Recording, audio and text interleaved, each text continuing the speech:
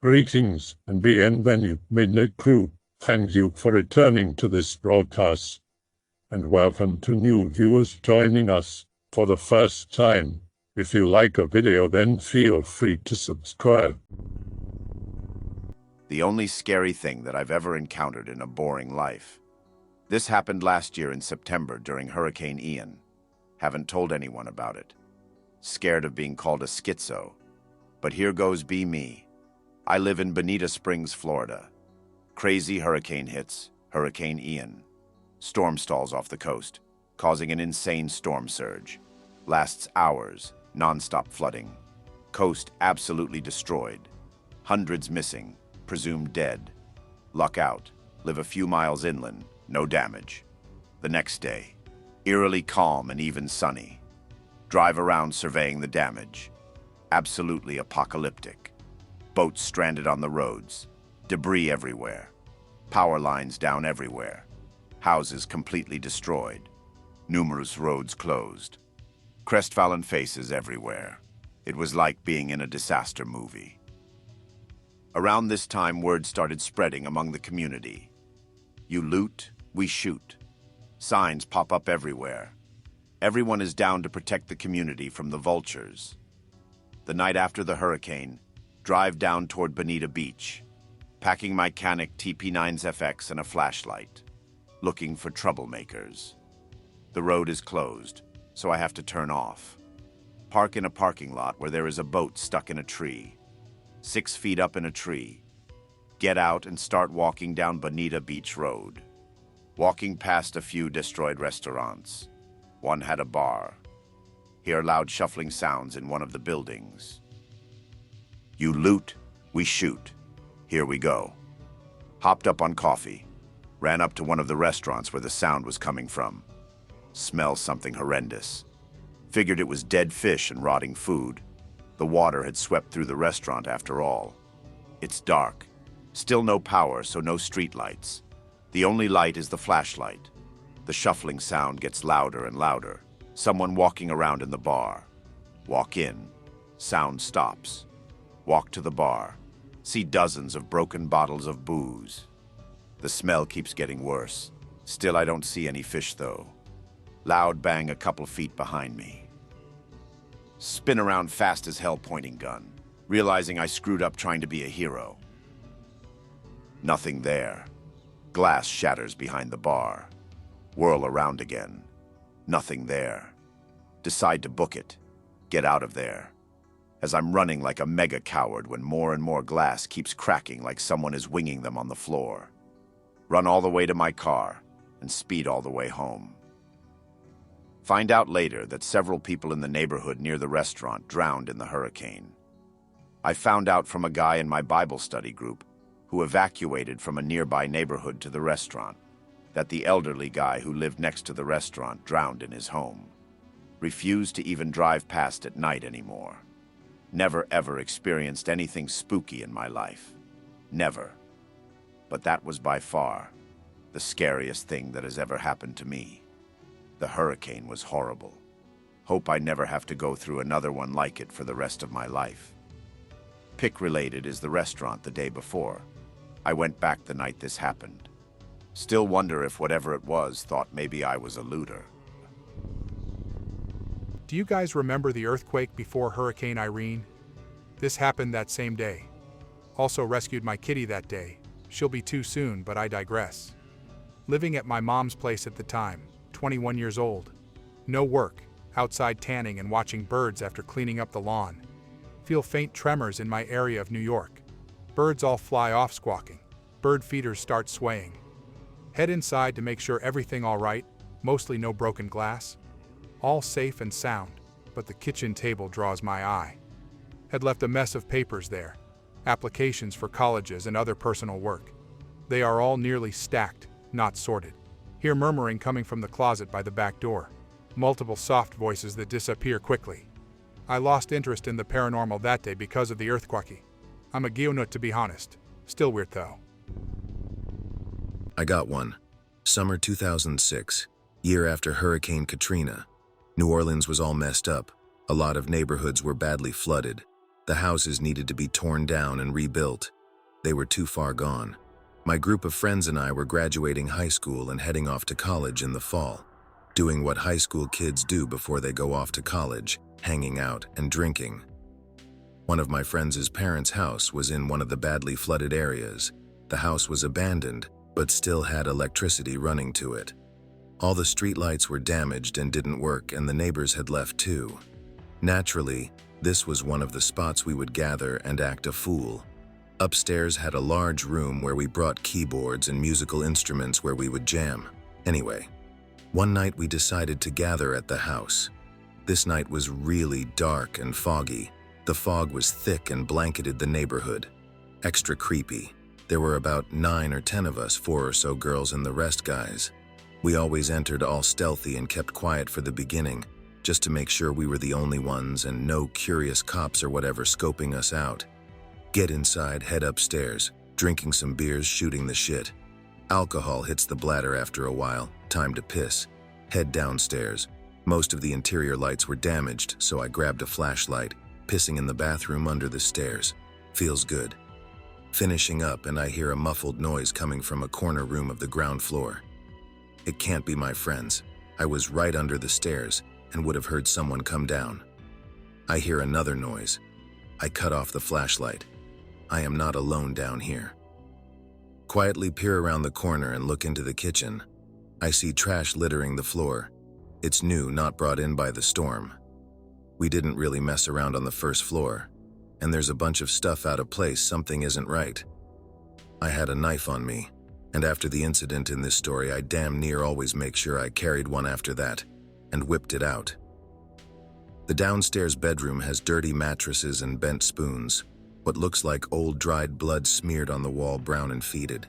I distinctly hear footsteps, this time nearing my location. Wheel around to my left side. There's a dirty-looking girl standing in the doorway who couldn't have been much older than me. We both scream. I draw my knife while holding it at arm's distance. She's saying, "We don't want to hurt you, we don't want to hurt you," over and over. My fight or flight reflex is kicking in hard. A guy emerges from the shadows. He was shorter than I was, but wiry muscles, long dirty hair that obscured his face, tattoos all over, wore dirty all-black clothes. Being in his presence literally made the hair on my body stand on end. Scary dude. He doesn't say anything. "Don't come any closer or I'll stab you," I say. The girl looks nervous. The dude does not. I back out of the room, keeping the knife pointed. Run upstairs. All my friends were drunk, oblivious to the situation downstairs. They were jamming on the instruments and didn't hear anything. I'm trying to spit out what just happened. People downstairs. Creepy people. We need to get out of here. The girls are laughing. No one believes me.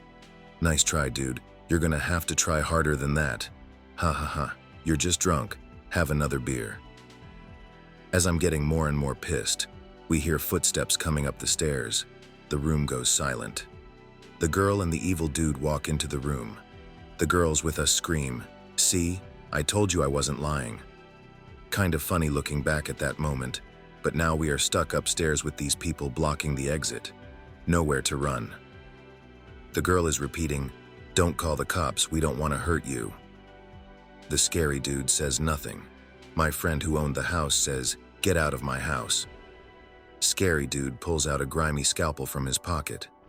"You don't want to do that." The only thing he said during the entire encounter. I have the knife extended at him. The grimy girl starts pulling on the dude. "Come on, let's go." The guy glared at us for another 10 seconds or so, felt like an eternity. He puts the scalpel in his pocket and walks downstairs without saying a word. We look out the window and see the duo disappear into the fog. We went downstairs to investigate. We found bent spoons, empty syringes, 5 grimy bare mattresses, 9mm bullets, hobo food like Chef Boyardee, a lot of dirty panties, a map of the New Orleans area with 10 or so places circled in red, several Louisiana driver's licenses, over 10 of them, dried bodily fluids on the walls, assuming it was blood. We didn't touch anything. My friend told his dad about the incident and called the cops. The cops said that some of the people in the driver's licenses had been missing since around the time of the storm. The dude we met that night was up to something. We never returned to the house. They bulldozed the house soon after. During Hurricane Katrina, we were living on the Gulf Coast, Biloxi, Mississippi. So of course the power went out, and it was out for 2 weeks after. The hurricane was going on throughout the night, and it was the scariest moment of my life. The water had risen 26 feet, and we could see it lapping at the top stairs of our deck. The things that happened that night were even scarier, though. The wind whistled like in bad, scary movies, so it just made everything creepier. We were sitting at the kitchen table with a few candles around. My mother was playing silly games to keep everyone calm. My stepfather was preparing the attic for if we had to head upstairs. We were playing Scrabble in the candlelight. The flames kept flickering, and the heat in the house was smothering. I remember distinctly thinking about how strange it was to be so hot in there with all the water and wind around us. My mother had made us a pallet in the living room. After the rain and wind had died down a bit, we felt at this point that the water wouldn't rise any farther, and we were safe at this level. We all fell asleep, cuddled up together. At one point, I assume, was early in the morning. I woke up suddenly. I felt someone was watching me, so I rolled over to look at my mother. She was sleeping. I sat up and peered through the darkness, and I saw it. There was a tall black figure leaning over us. I didn't feel threatened by it, almost comforted rather. It leaned down and seemed to move my sister's hair out of her face. It turned its head again and looked directly at me. I tried to follow it as it walked into the kitchen, but it had vanished. I like to think it was a sort of guardian angel.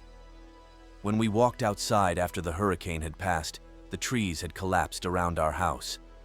The house to the left of us had flooded, and the one to the right no longer had a roof. Shingles and window glass littered the streets of our neighborhood, but our house was fine. That's pretty spooky to me. I had an experience during Hurricane Sandy when I was in college. Be with girlfriend on the Sunday night before Sandy started tearing up Long Island. Raining like it's the end of the world. It was a hurricane after all. Decide we need to get out of the house before the storm gets bad. Settle on going to the local supermarket. Drive over, go in, decide to check out the beer aisle because college priorities. Turn to girlfriend to ask what she wants. Power goes out. Pitch black. Not even a floodlight nor exit sign is illuminated. Girlfriend grabs my arm in the dark and squeezes.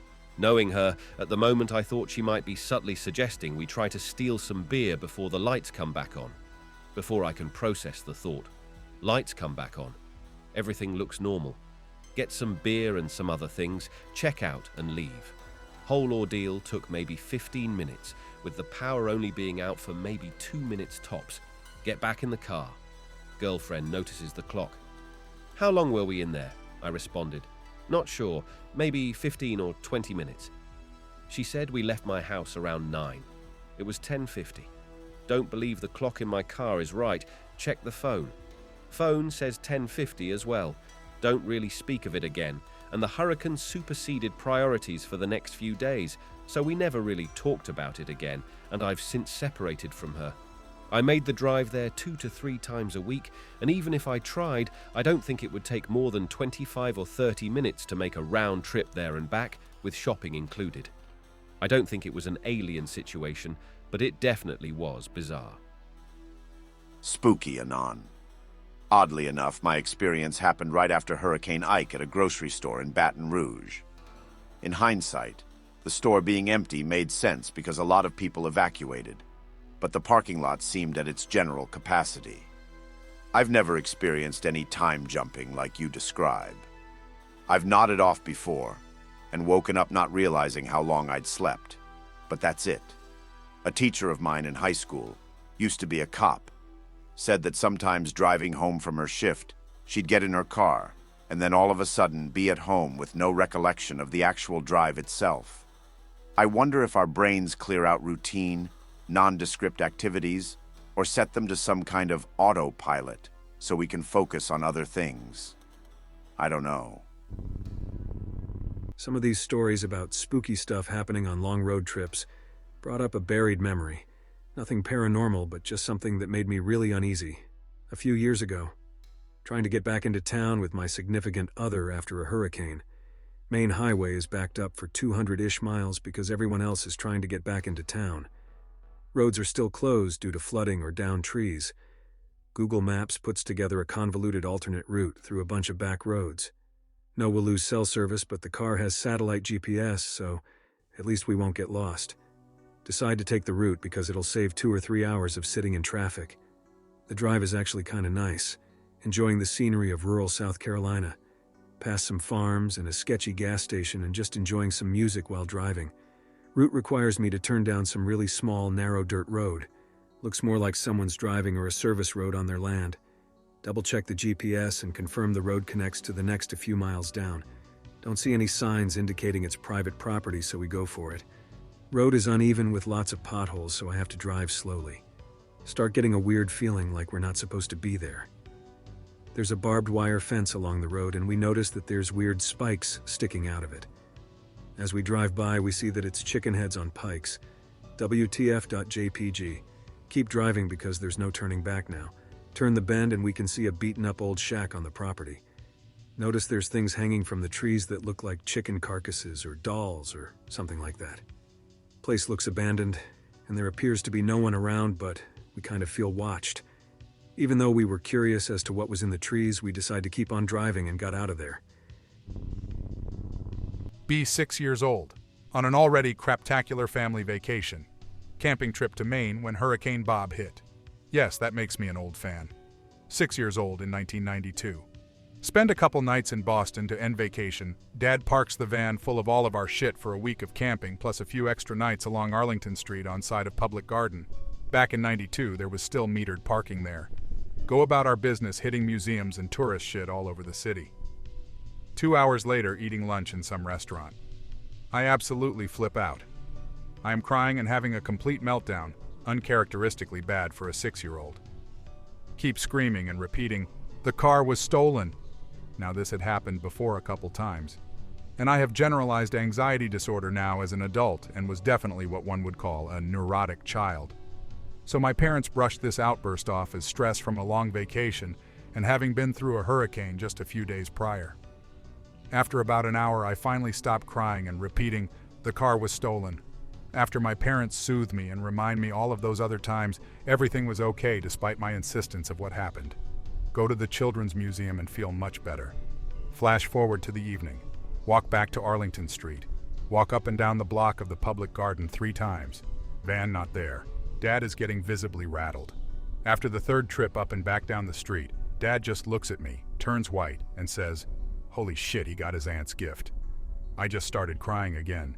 Tell him we won't even have the picture of me doing the weather report at the museum. He says, "What?" I don't know why I said that either. I just kept crying.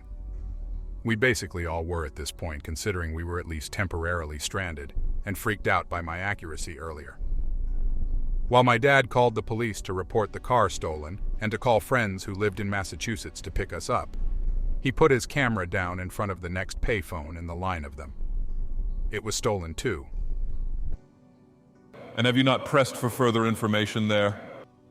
Well, not at the age of 6, I didn't.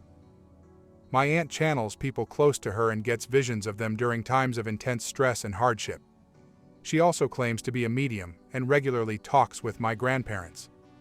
I am more skeptical of the second claim, but I have received enough calls from my aunt to know she can hear if someone in the family is having a particularly bad fight. I honestly never had too many more instances of clairvoyance or extrasensory knowledge, aside from the occasional dream-based déjà vu, but my aunt seems to have a very strong connection to me, and even when we were estranged for a few years, family falling out, she seemed to somehow know what had happened to me during that time, as if we had kept in contact with her. I don't like talking about it a ton, but I was one of the last people to leave the city of New Orleans during Hurricane Katrina. My mom is an ER doctor and stayed behind longer than mostly everyone besides emergency responders to assist with casualties. The sheer force and volume of the rain, wind, lightning, and thunder was amazing. It was like staring the coming apocalypse in the face. It kept getting worse, and near the end of it, I was home alone while my mom was at work. Finally, she came home and told me to grab my bag. We needed to leave immediately. By that time, most of the streets were badly flooded, traffic was gridlocked outside leaving the city, and all of the gas stations were completely empty of gas for hundreds of miles. My mom was smart enough to get on the levee itself on River Road in our Jeep and book it west. It was so windy and rainy we had to take it slow, and visibility was just about zero. Finally, after what seemed like an eternity, there happened to be some police out on the levee that were surprised to see us out there. They told us we had arrived in Baton Rouge and we were safe, but we needed to get off of the levee immediately. New Orleans already had 2 breaches, and the city was flooding with water from Lake Pontchartrain. They escorted us to a temporary shelter and gave us coffee as we detoxed from the journey. We weren't sure if we were going to make it. Terrifying to think about. About a year ago, in Florida, living with grandmother during hurricane season because I gotta make sure nothing bad happens. Sleeping in a comfy-ass bed. A weird dream where a few friends I've never known and I are out camping in the woods. Everyone gets in sleeping bags and goes to sleep, sleeping in my dream, sort of. Open my eyes and I'm seeing the forest in that weird black and white thermal vision. Someone is walking into the clearing. Can't make out their features, just a figure of darkness. Trying to yell, start making noises in real life. My yells come out as gasps of air, can't alert my friends. Everything fades away, and I'm in bed. The figure almost seems to dissolve into the full body mirror on the door. Remove the mirror and turn it around. Can't explain to grandmom why. It's the worst feeling trying to yell and your voice just gets strangled. My heart was pounding, and I felt numb, so I slept with the light on for a few days. It was probably just sleep paralysis, but that was the first time I'd ever experienced it. I wrote this up a while ago, but I never posted it. I'm not looking for answers or anything, but I'd like to hear X's opinion on what the hell happened. I'm wondering if this had to do with my anxiety at that time, or if it's something about New Orleans. Note that this was very nearly a year before Hurricane Katrina. In late August of 2004, my hometown was in the direct path of Hurricane Francis. When she was off the Florida coast, she was a Category 3, and my parents decided to evacuate. My family lives on the east coast of Florida, and decided to make a vacation of it and drive over 10 hours to New Orleans, with our pets too. New Orleans is a great city, full of good food and some of the nicest people you'll ever meet. My mom, brother, and I did most of the sightseeing. My dad, uncle, and aunt seemed to be doing their own thing. The second night there, I learned my uncle was having an episode. He's bipolar, and the impending threat, the evacuation, and the radically different environment was enough to set him off. His usual doctors were unreachable, so we were left to deal with it alone. My uncle was convinced someone was coming for him, that he was the one. That time was being manipulated, he was being cut off from the real world, etc. He looked crazy too. I remember worrying the hotel staff would kick us out if they saw him. Fortunately, the hotel staff were sympathetic. They let us move rooms and kept us away from other guests. It was honestly one of the most tumultuous times of my life. I was nervous about the hurricane, nervous about my uncle, and I couldn't take comfort in my family, who were also nervous and stressed out. I believe I experienced a time lapse on the 4th night. My dad had decided to walk the dog with my uncle just to get him away from everyone. Originally, my aunt was going along, but I was dying to get out of the hotel and pleaded with her to let me go instead. My uncle isn't dangerous to others when he's having an episode. Despite his crazy talk, he's never physically hurt someone during an episode. I thought I'd be safe, and my dad shared my opinion and took me along. The walk started uneventfully. My uncle spouts some crazy shit, but nothing too loud or too out of the ordinary for him. He started to tell my dad and I how often he does this, and how long he's been doing it. At the time, I thought he was talking about walking the dog, but looking back, I believe he may have experienced some other lapses during his episode. I wasn't paying him a lot of attention. I was just walking and looking at the city. After a while, I realized I was alone, but I didn't freak out, I just kept walking. I wasn't really thinking about where I'm going or why I'm alone. I was watching the scenery pass me by. Though I was aware of my surroundings, I wasn't fully conscious. Despite having never visited New Orleans before, I managed to make my way back to the hotel on my own. There I was greeted by 2 cop cars and my hysterical mother. I had been missing for well over an hour. My father said he didn't know how it happened and he didn't realize I'd even wandered away. Somehow we'd all split up without realizing it. My uncle returned first with the dog, and my dad showed back up shortly after him, at which point my family went off the deep end. The hotel staff helped them search the hotel. My dad ran through the streets looking for me, and then they called 911. Of course, I had to talk to every cop and hear the same spiel about how it was unsafe. I shouldn't wander, and I really worried about my family. At the same time, my parents had to explain my uncle's strange behavior. Pro tip: don't Baker Act someone when they're out of their resident state. They'll be released pretty quickly, no matter how crazy they are. My dad doesn't talk about it, and my uncle doesn't remember much of that time, but I believe they experienced something similar. My dad would have surely noticed I was missing before returning to the hotel. He's not spacey like that. It's very unusual behavior for him, and it was unusual for me as well. I never wandered off as a kid, and at that time I was in my teens. I visited a lot of cities, so I know to stick close. It's like the 3 of us blanked out, wandered around the city, and all ended up back in the same place. So that's it. The family doesn't talk about, and to be fair, we had a lot of shit to deal with at that time. When we finally did get home, we found that the metal roof over our porch had been torn to shreds, among other damage. Then, about a week after we returned, we got hit by Hurricane Jean.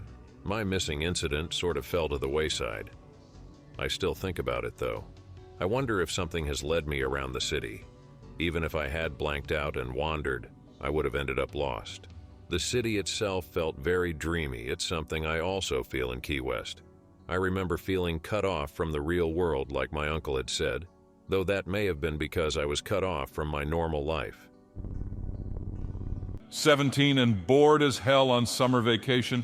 This is a couple years after Hurricane Katrina. Decided to spend a week at my grandpa's place down in Louisiana. House is small and there's no air conditioning, but it's on the Pearl River. On my way out wearing my trunks when my grandpa stops me. "The hell do you think you're doing, boy?" "I just want to swim, man." "You stay out of that water, full of sewage and gators and God knows what else." He's avoiding eye contact, staring down at his newspaper. "Whatever you say." Drag a chair onto his thin wooden pier thing that goes onto the river. He doesn't even have a boat, but all right. Crack open the fantasy novel I'd been reading. Ambient river sounds and warm Louisiana weather. Feels good, man.png. Starts getting pretty hot after a couple hours. Peek past books in the cool water, maybe just a quick dip. Put my foot over the side. Get a weird feeling like I shouldn't be doing what I'm doing. It's a bright, hot summer day, but something is really unsettling me. Scan the river. Heart skips a beat. See a dark shape dip below the surface. Relax, that was just a gator. No, it wasn't. It had hair. It was staring at me. Pull my foot up and freeze, watching the water for movement. Gurgle, gurgle, gurgle, blood runs cold. Something is below me. Sounds like a woman trying to talk, but her mouth is full of water. See a shadow move in the water underneath the wooden slats. Screw this. Pick up my book and head back to the house. Don't mention this to my grandpa. Avoid the river for the rest of the trip. Maybe it was a gator and I just had an overactive imagination, but I swear I saw long black hair, and the gurgles I heard underneath me sounded human. The area I was in was hit hard by Katrina, so maybe it was a spirit? Can spirits appear in the middle of the day? Either way, it was creepy. I hope that you enjoyed tonight's broadcast. If you enjoyed tonight's story, then please subscribe to the channel as more green texts will appear daily. A new broadcast will appear when the clock strikes midnight Central Time.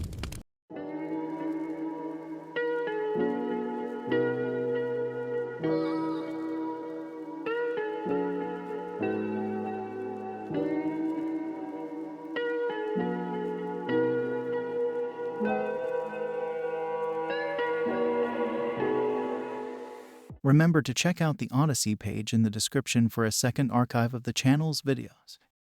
There's also a Rumble archive as a backup.